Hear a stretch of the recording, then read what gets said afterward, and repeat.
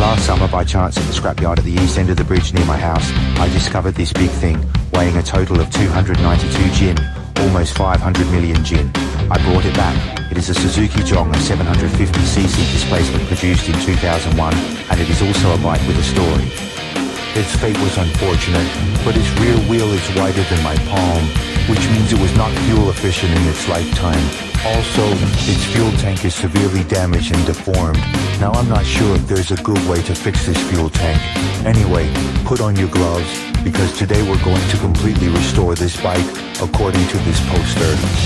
The fuel tank and the radiator, I guess I need to modify them too.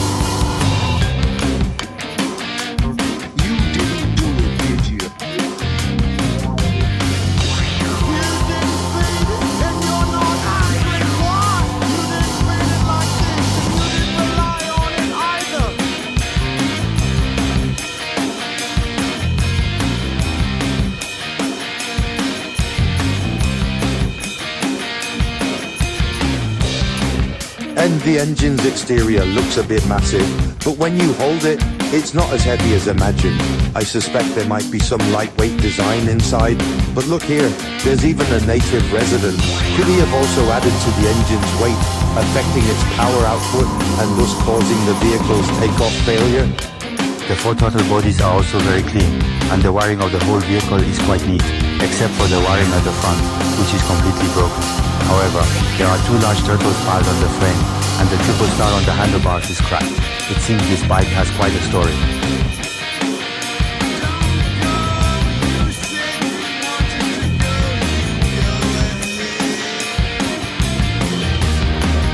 His brake pads are still so thick, saving me money again.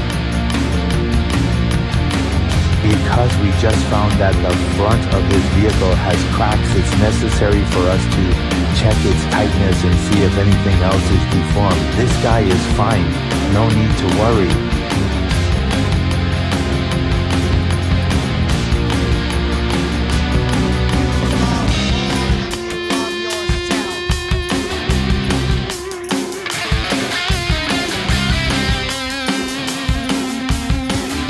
Now this Suzuki Davao bike, which costs 3.5 yen per gin, has been dismantled into a pile of parts with a lot of problems. If we want to restore it to its 2001 factory condition, we have to start with the frame.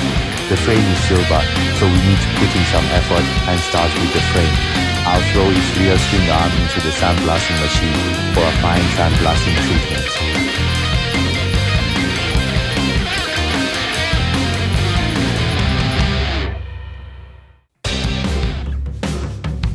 This is the effect after finishing, clean and white, revealing the original color of the aluminum, but this part also got exposed, possibly where the chain hit it.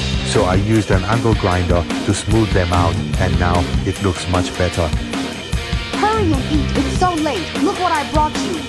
Oh, sweet and sour pork, I've been craving this for a long time. It's perfect that you're here. I can't let you come for nothing. Look at the 520 gift I prepared for you. This is a YSL gift box. You've been helping me fix the car lately, staying up late until your face turned red. I saw online that this is especially suitable for you after staying up late. Use it today and your face will be radiant tomorrow. Is this the mischievous water? You actually just gave it to me directly. I wanted to buy it for a long time, but couldn't get it. These two. One is for color correction, the other for mold correction. You're really particular. You eat, I'm heading home. Another beautiful day. Our work today will start with this frame. This frame doesn't fit into the sandblasting machine, so it looks like we need to make a bigger model. Put on your sunglasses, we're back to work.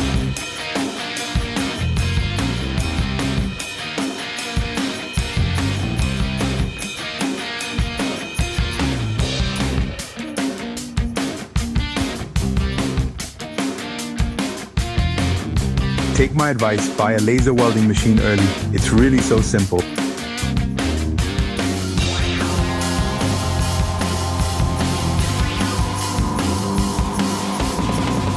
Another day of making dumplings with vinegar.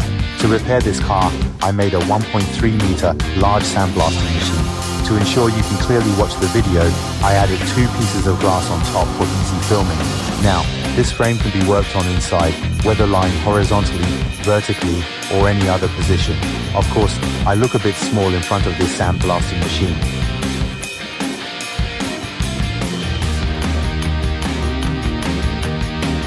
I removed its dross and the frame became sleek and clean. Now we can fix the big dents on both sides of the frame. This side is also pushed to this deep, and something on the side was also knocked off. I used the fire technique, first slowly heating the frame with fire, then using something to gradually push it out from the inside.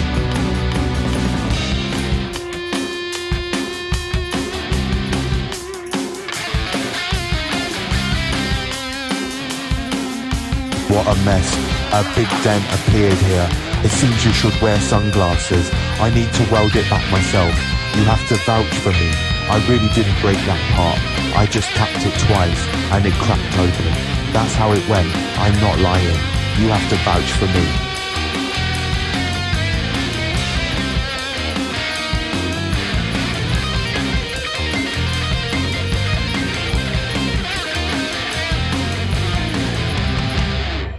I welded back the straight leg ear that fell off the front of the car, then ground cleaned the patched hole on the frame. Now this frame is considered repaired. Since its front and rear wheels are white, we still need to work on its wheels.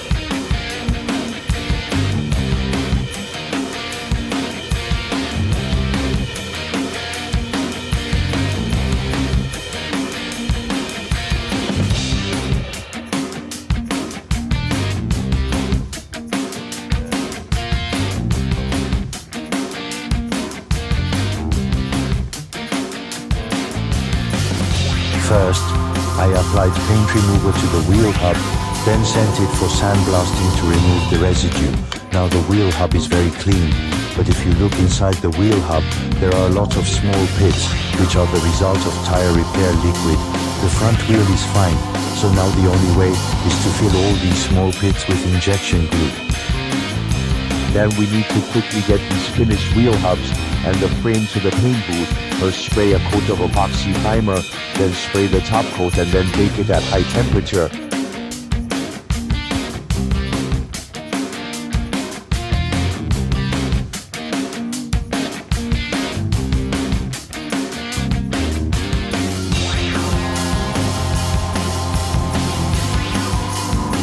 This is also its engine, really dirty. But from its appearance it hasn't been disassembled or repaired. It's precisely for this reason that I had the courage to buy it at the junkyard. I labeled each connector to prevent us from messing up during reassembly. I removed the unnecessary parts from this engine, and when I opened its cover, wow. What I didn't expect was that the inside of this engine is really super clean. Could it be what the older generation of car enthusiasts call a first-hand pure water machine? After opening its oil pan, even the engine oil is very clean, and the internal parts of the engine are brand new. It seems we just need to clean the engine's exterior sludge. I first used dry ice for a thorough scrub, which quickly removed the surface sludge, but the oxide under the paint wasn't cleaned off. Now we have to send it back to the sandblasting machine for a stripping treatment. This is the effect after stripping. You can see it has reached the original color of the aluminum. Next is the same old routine. Spray it with high temperature top coat and then apply some heat to bake it. In the end, we get this clean engine. This is its frame, and you can't even see where you knocked a big hole last time. The matte green texture is also super nice. Now we can follow the diagram to assemble the car.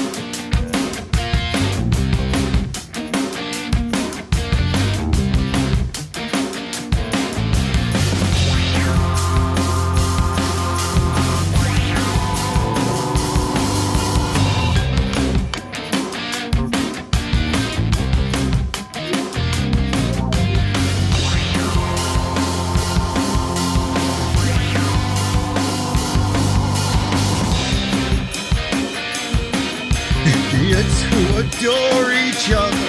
I know more than 2 erotic women. That's not God.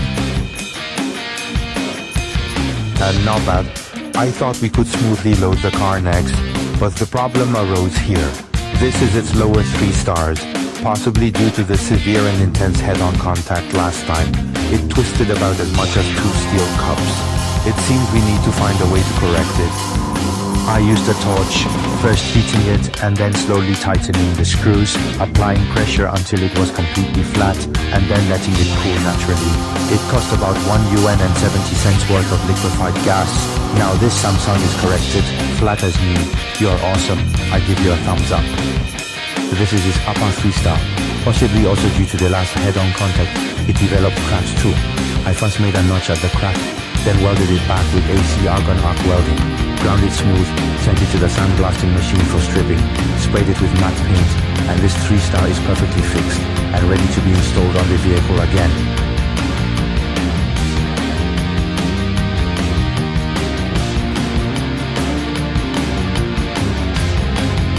It's feeling good now.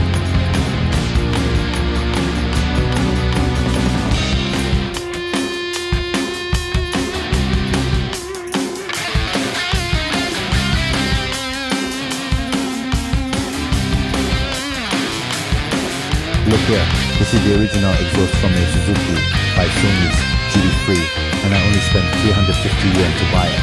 But look at this tiny iron pipe and this broken plastic, plus these 2 seats from different cars, one of which is from C. They cost me a total of 700 yen. At the price of this car, Spirit Lodge truly exceeds your imagination, and the thickness of the car modification manual you gave me is gradually decreasing. Next, we just need to bring pliers and start organizing its complex wiring throughout the car.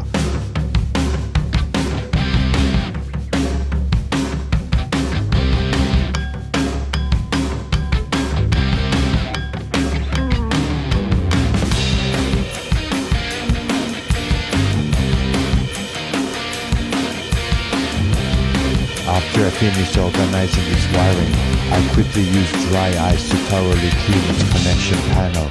Now, look again, isn't it much cleaner? I also put its fuel injectors in an ultrasonic cleaner and tested them with electricity to prevent any future issues. After reinstalling its air intake, this car is about 80% complete. Next, the 2 of us need to deal with this beggar's fuel tank. Last time, didn't you tell me to fill the tank with water first and then throw in a small firecracker to push it out? I think we can try this method.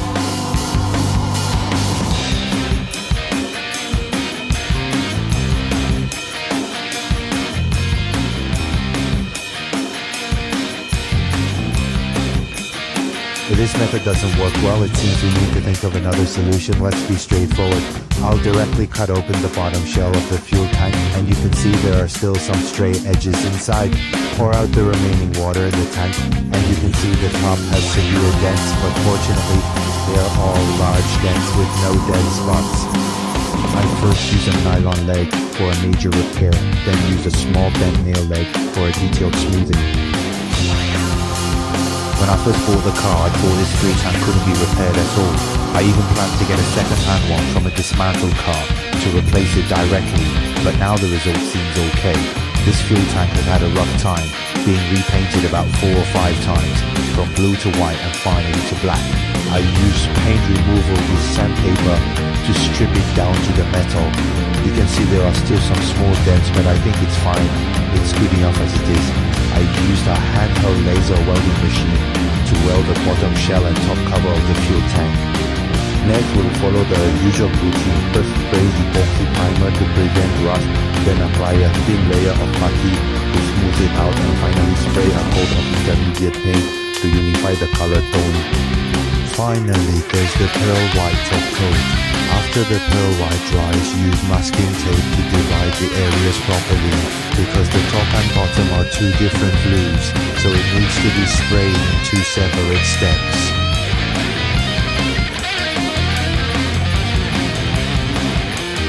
Finally, follow the original factory procedure for this fuel tank, and then you can spray. Apply some high temperature and wait for it to fully cure. Once the fuel tank is reinstalled, it will be just like the seal from the year 2001. Now there's just one last step. I bought the casing and the hood I needed this time. The seller told me it was an original dismantled part, just that the paint was a bit off, and I could repaint it myself at home. But the reality is, this broken shell is beyond repair. It's damaged everywhere, and these two broken things cost me over 400. Looks like we need to get acquainted with the car modification guide sooner. Compared to this 25-year-old car with a story, buying this full color shell really pains me. But the gloss of its paint really matches the shine of what I sprayed. Now it's like we've gathered all the Dragon Balls and we can go install it and summon the dragon.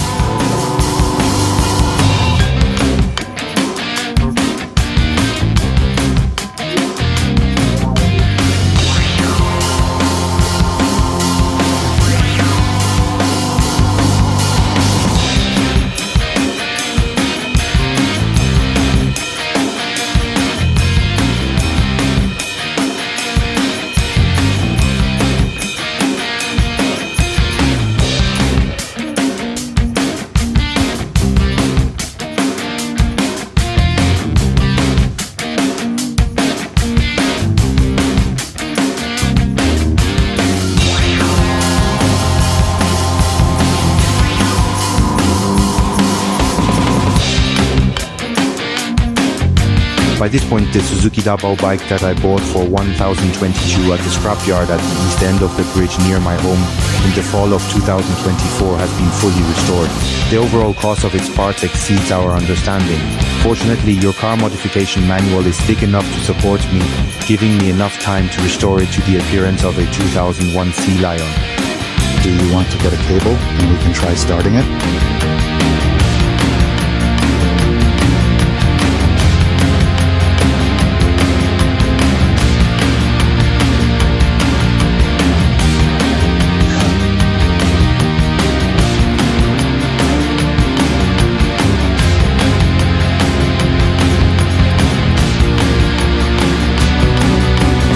How about that? Didn't I say we were late without this thing?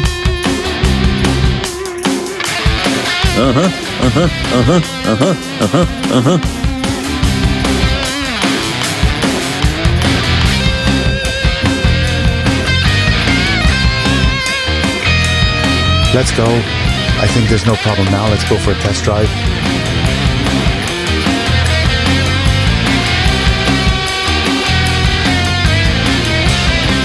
Hey, I forgot something. This is a car with a story. Shouldn't we set off some firecrackers to celebrate before washing it?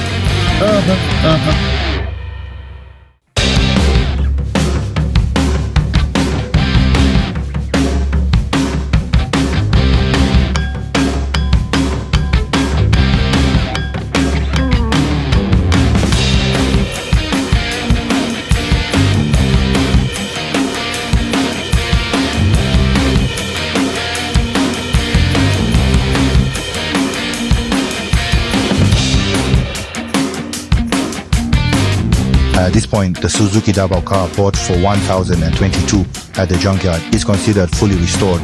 It still has responsive brakes and smooth shifting. Suzuki's handling is truly impressive. Thanks to the support of my car modification guide, I wish you good health and prosperity.